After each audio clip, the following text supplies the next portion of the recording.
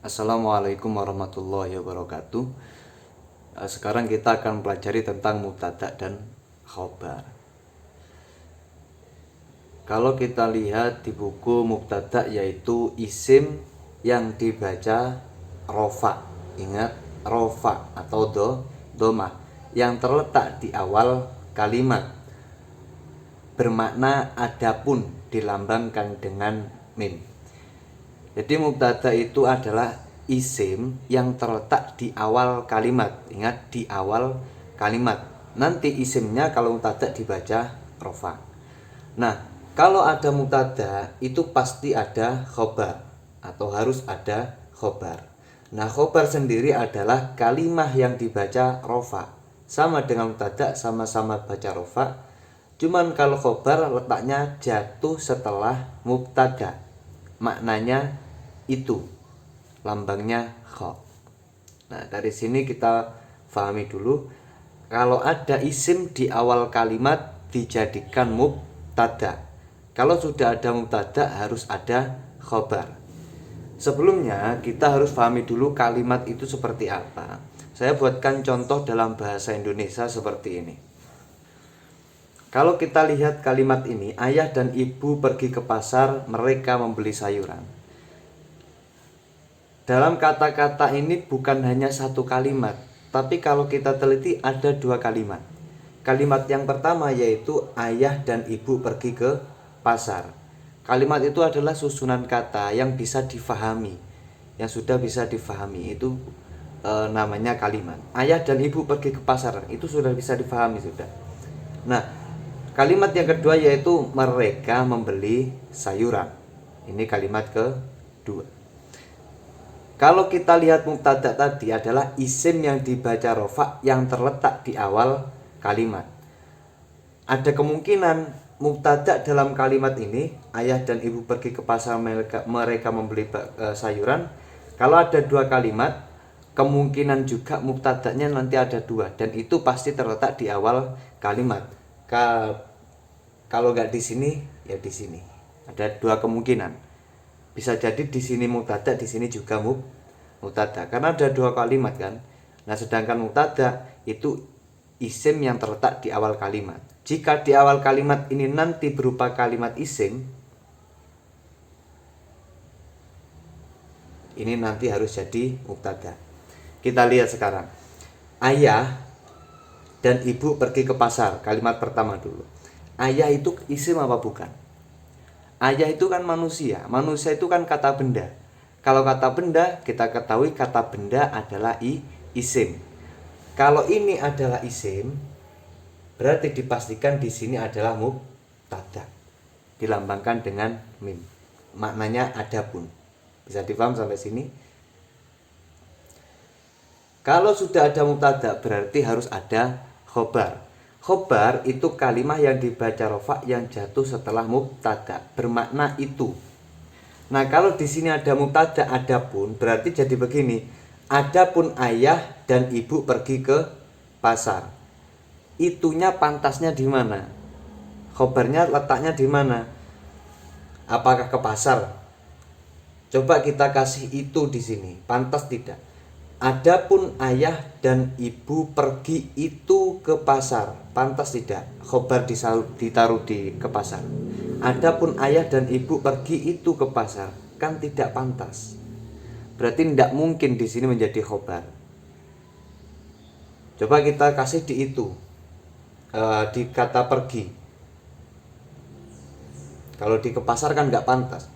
Adapun ayah dan ibu itu pergi ke pasar, pantas apa tidak? Pantas. Kalau pantas berarti di sini adalah khobar. Pergi di sini menjadi khobar. Bisa difaham? Nah, contoh kalimat yang kedua. Mereka membeli sayuran. Kalau kita lihat mereka membeli sayuran di sini, mereka itu isim apa bukan? Kalau ini isim, dipastikan ini nanti harus jadi mubtada. Karena isim yang terletak di awal kalimat menjadi mubtada, atau mubtada itu isim yang dibaca rofa yang letaknya di awal kalimat. Nah, mereka, kalau kita lihat mereka ini kan isim domir. Apa itu isim domir? Yang kita pelajari, isim domir adalah kata ganti. Kata ganti dari siapa? Ayah dan ibu. Nah, mereka ini mengganti ayah dan ibu, berarti kan isim. Isimnya isim domir. Kalau ini isim, bisa dipastikan di sini juga menjadi mubtada. Adapun nah khobarnya di mana? Adapun mereka membeli. Nah, kita coba kasih itu di sini. Adapun mereka membeli itu sayuran. Bandingkan dengan adapun mereka itu membeli sayuran. Pantas yang mana kira-kira? Adapun mereka membeli itu sayuran atau adapun mereka itu membeli sayuran. Lebih pantas di sini. Berarti ini menjadi khobar, kata membeli. Bisa difaham dari sini? Nah, ini contoh dalam bahasa Indonesia seperti ini. Dalam kata ayah dan ibu pergi ke pasar, mereka membeli sayuran. Di sini ada dua mubtada dan dua khobar. Dari sini kira-kira bisa difaham. Nah, kalau bisa difaham, sekarang kita buka buku, kita lihat contoh dalam bahasa Arab di dalam kotak.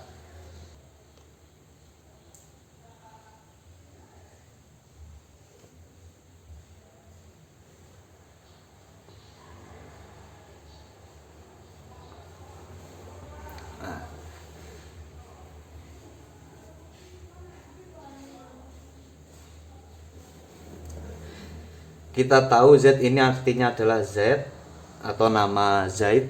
Z. Qaim ini artinya berdiri.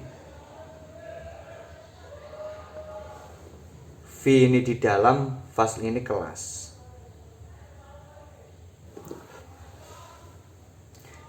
Coba kita lihat. Z ini adalah nama orang. Nama orang itu adalah isim. Pasti sudah. Kalau isim di awal kalimat, Z kan di awal kalimat ini. Nah, berarti dia menjadi mubtada.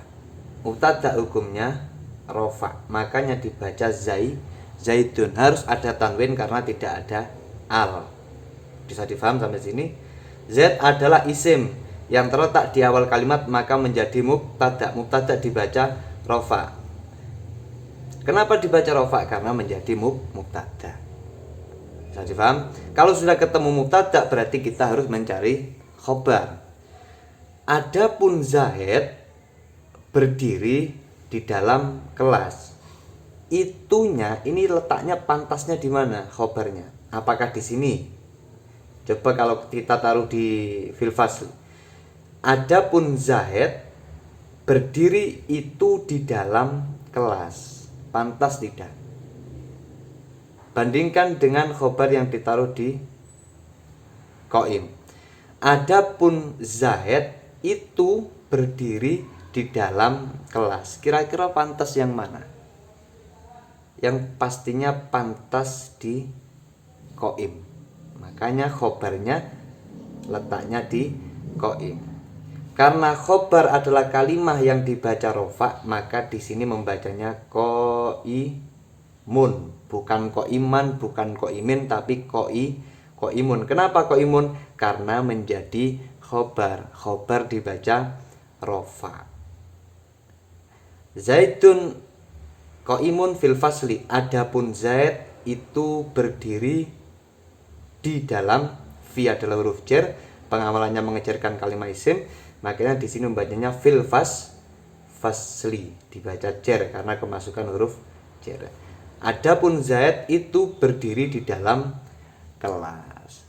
Bisa difaham mungkin? Semoga saja bisa difaham. Contoh yang lain di sini di buku ada lafadz alhamdulillah.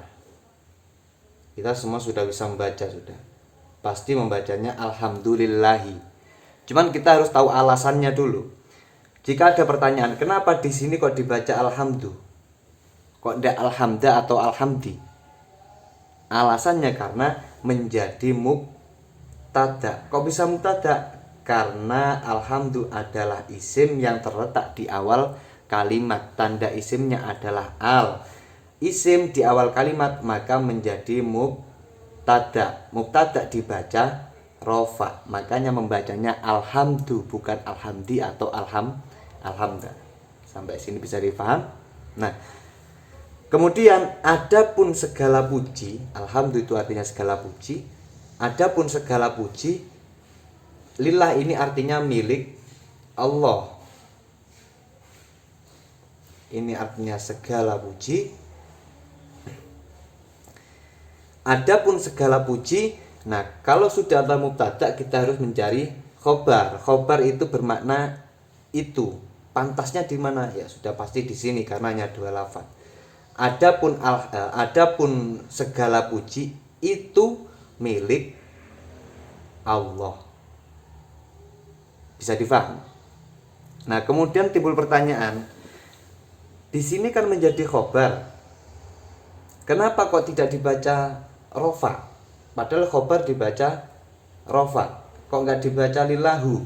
Kok membacanya lillahi? Alasannya karena lafadz lillah ini aslinya adalah huruf jerli bertemu dengan Allahu. Nah, li bertemu Allah, Allahu. Li ini huruf jer, Allahu di sini isim. Huruf jer pengamalannya mengejarkan kalimat isim. Kalau ada huruf jer, khobarnya kalah. Jadi pengamalan khobarnya ini kalah. Yang merofakkan ini kalah karena dia kemasukan huruf jar. Makanya dibaca lillah, lillahi, bukan lillahu. Sampai sini bisa difaham?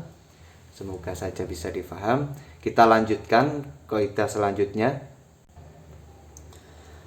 Lafadz yang terkadang menyertai mubtada. Walakin, wa, fa, innama, sebenarnya masih banyak lagi. Cuman kita 4 saja dulu. Walakin, wa, fa, innama. Nah, lafadz-lafadz ini kalau terletak di awal kalimat, ini hanya bayang-bayang. Dalam arti, kalau ada lafadz walakin atau wa atau fa atau innama kok di awal kalimat, itu nanti kita jadikan mubtada. Ini seperti apa kalau istilahnya ya, kisi-kisi atau apa, tanda-tanda. Kita diberitahu, oh kuncinya, nah kuncinya nanti kalau ada walakin, wa atau fa atau innama di awal kalimat jadikan mubtada sudah.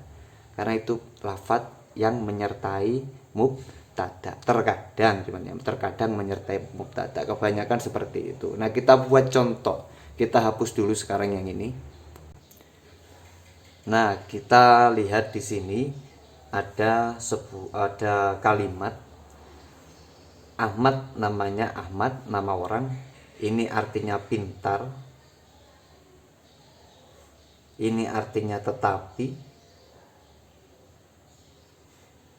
Ini nama orang Aziz. Ini artinya bodoh. Contoh saja ini. Berarti kan seperti ini. Ahmad pintar, tetapi Aziz bodoh. Kalau kita lihat lafadz ini ada 2 kalimat.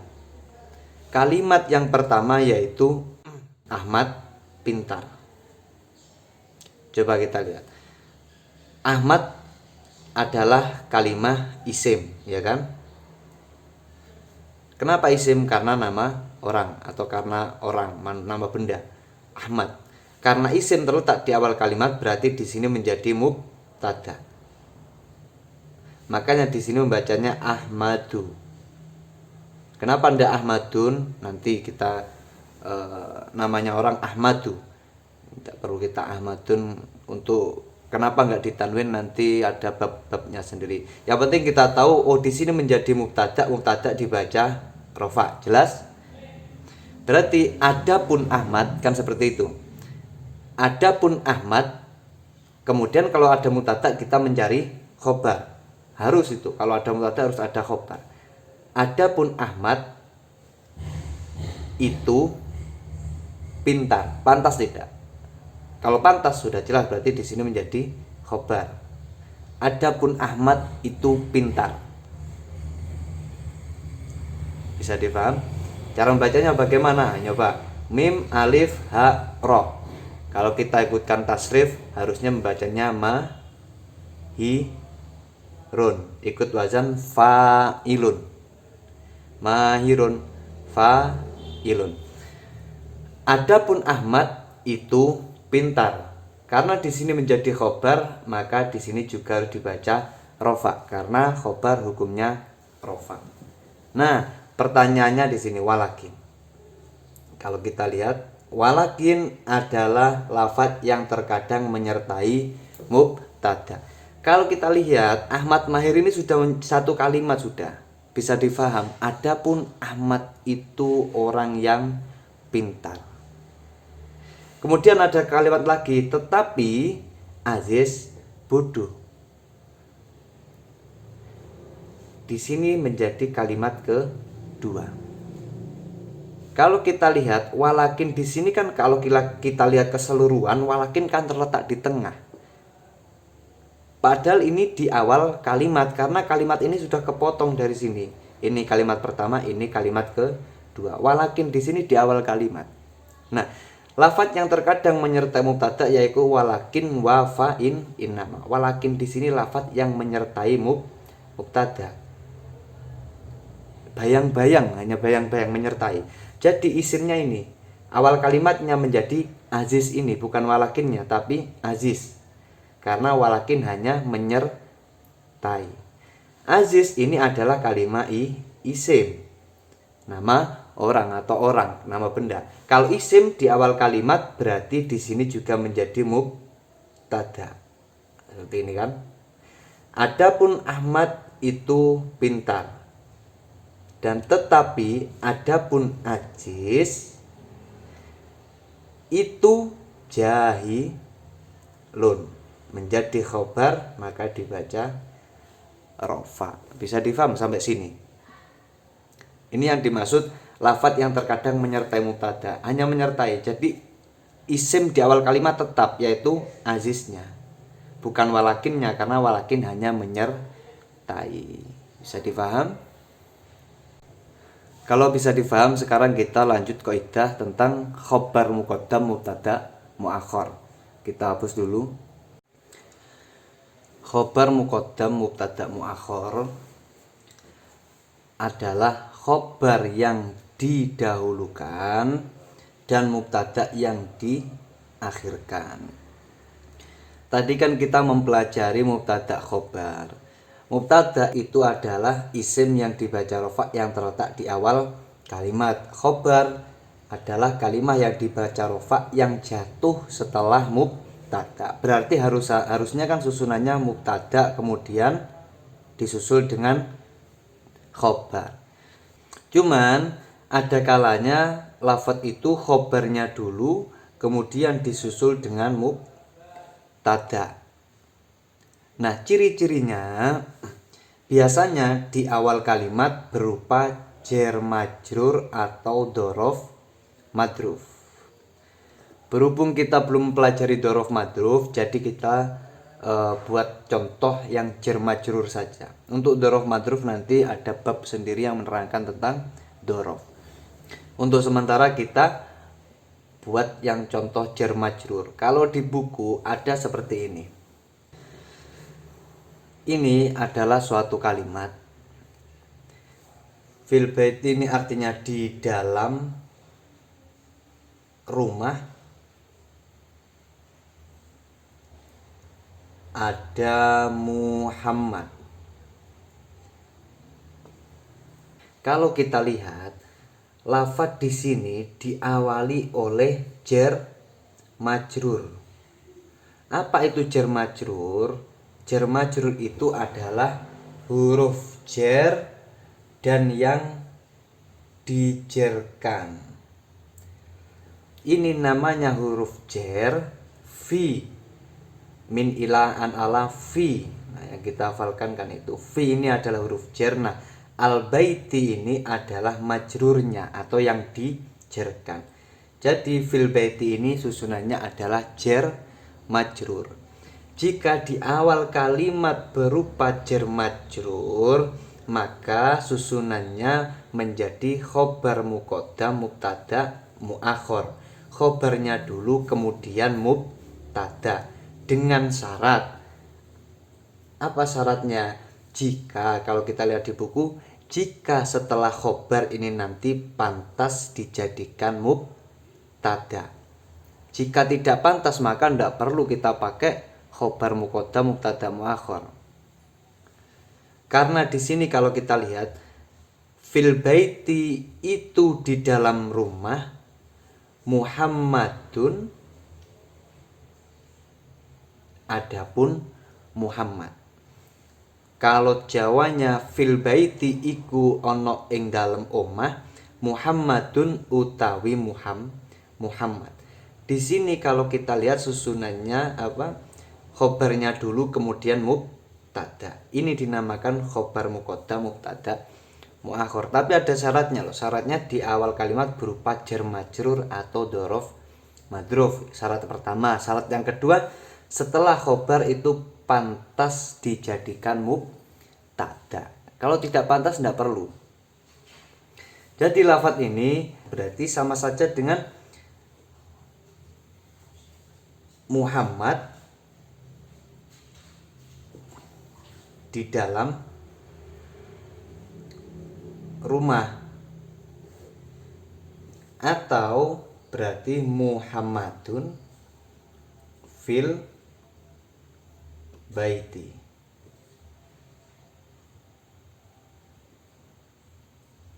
Sama kan? Fil baiti Muhammadun dengan Muhammadun fil baiti itu sama artinya. Cuman di sini dibalik.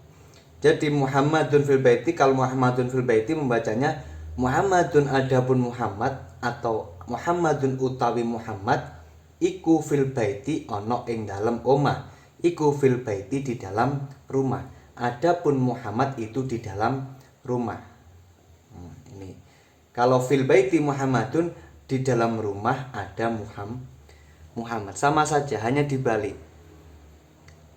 Sampai sini bisa difaham?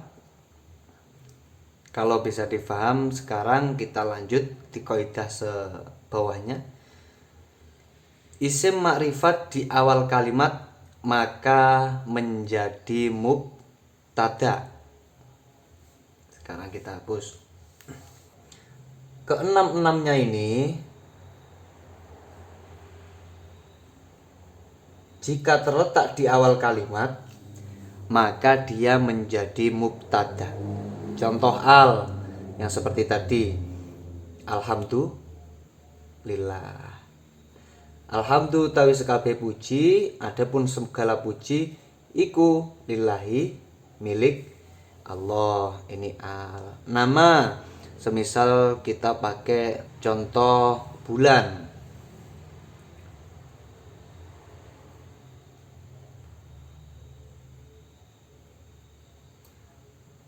Ramadhanu syahru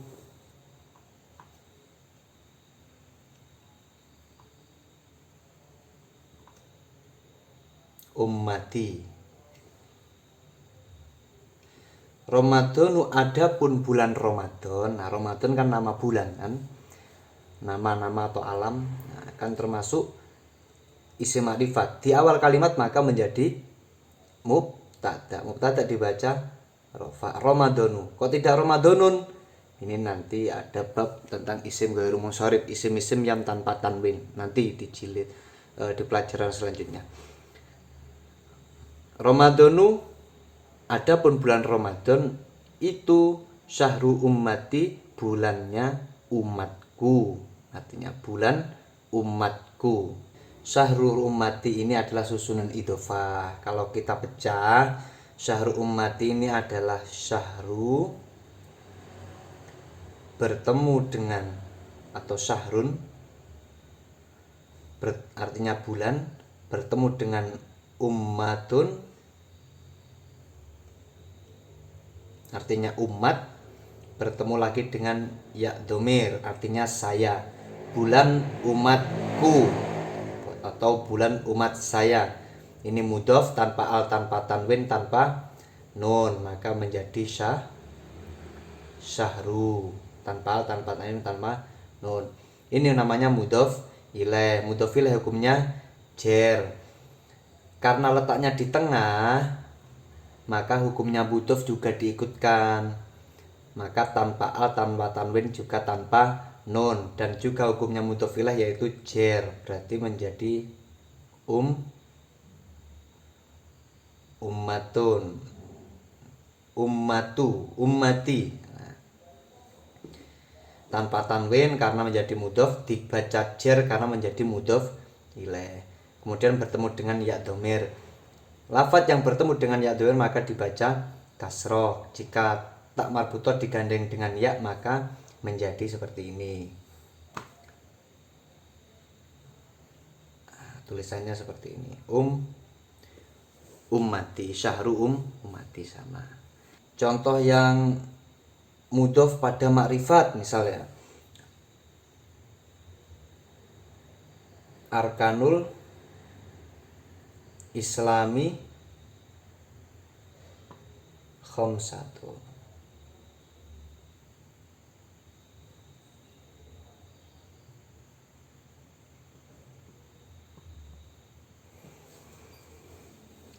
Arkanul Islami ini artinya rukun, adalah kalimat isim, awalnya adalah arkanun. Ini Islami, ada al juga isim. Rukun ini Islam, artinya rukun yang Islam, kan tidak pantas, berarti jadikan idhofah. Ini contoh yang mudhof pada makrifat. Ini mudhof, ini mudhof ilaih. Mudhof ilaihnya berupa makrifat karena ada al. Makanya di sini menjadi dibaca arkanu. Kenapa? Karena menjadi mubtada. Isim makrifat di awal kalimat menjadi mubtada. Membacanya arkanu. Kok tidak nun? Padahal tidak ada al, karena menjadi mudhof. Arkanul Islami. Kenapa mi? Karena menjadi mudhof ilaih. Mudhof ilaih hukumnya jer. Arkanul Islami, adapun rukunnya Islam atau rukun Islam itu khamsatun, ada 5. Ini contoh, beberapa contoh yang isim makrifat di awal kalimat maka menjadi mubtada. Di sini menjadi mubtada, ini juga mubtada, ini juga mubtada. Juga begitu nanti juga isim mausul, isim isyarah, isim dhamir, seperti itu. Bisa difaham sampai sini? Kalau bisa difaham kita lanjut ke kaidah selanjutnya. Ini kita hapus dulu. Khobar bisa lebih dari 1, berarti bisa 2, bisa 3. Contoh,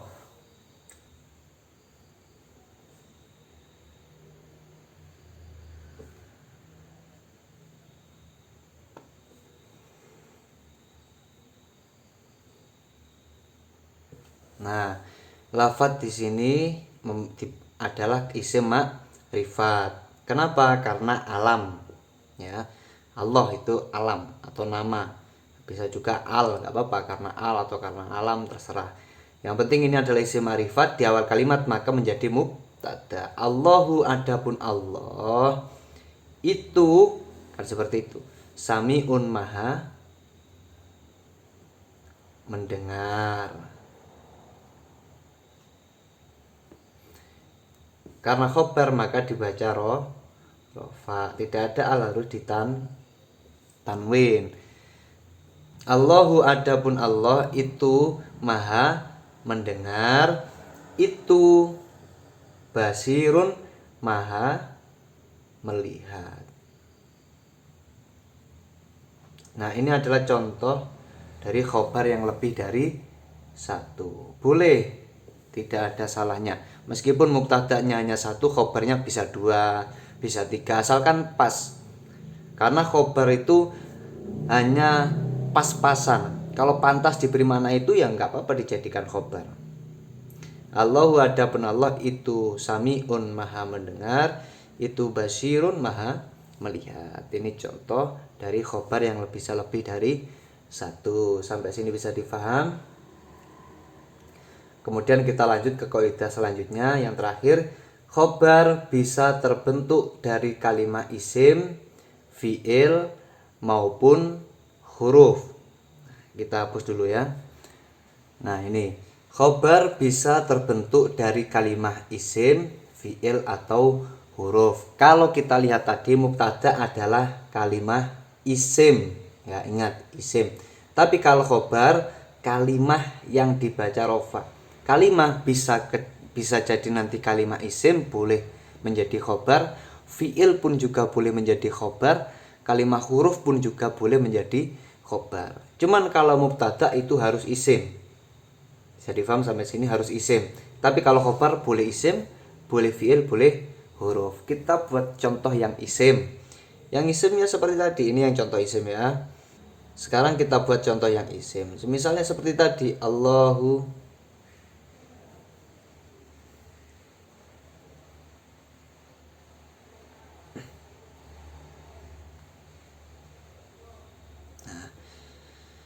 Allahu, adapun Allah itu samiun maha mendengar. Ini kan contoh khobar yang berupa kalimat isim. Ini kan isim, tandanya adalah tanwin. Contoh yang fiil semisal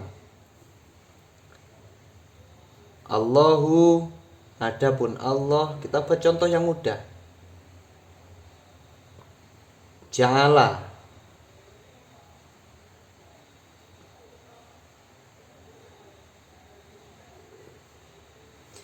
Allahu, adapun Allah menjadi mubtada di awal kalimat, karena isim ma'rifat di awal kalimat menjadi mubtada maka dibaca rofa. Kalau ada mubtada harus ada khobar. Adapun Allah itu menciptakan bumi. Lafaz ja'ala di sini menjadi khobar. Nah, kalau kita lihat ja'ala ini adalah kalimat fi'il. Fi'ilnya fi'il madi, ikutnya wazan fa'ala. Fa'ala ja'ala. Ja'ala fa'ala, kan pas kan?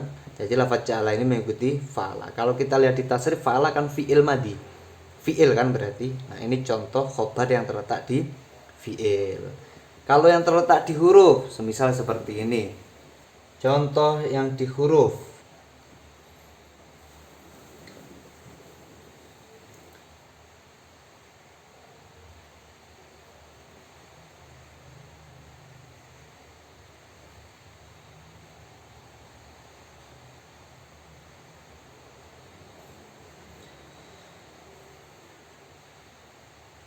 Al-ustadu isim ma'rifat di awal kalimat maka menjadi mubtada. Mubtada dibaca rofa. Al-ustadu.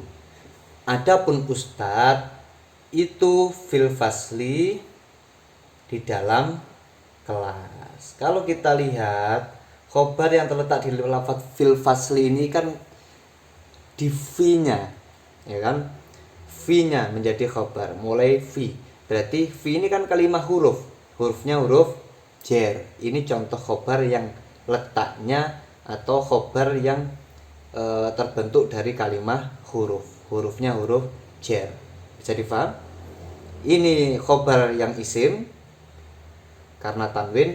Ini khobar yang di fi'il, fi'il madi. Ini khobar yang di kalimat huruf, huruf jer. Sampai sini bisa difaham? Semoga bisa difaham. Akhirul kalam. Assalamualaikum warahmatullahi wabarakatuh.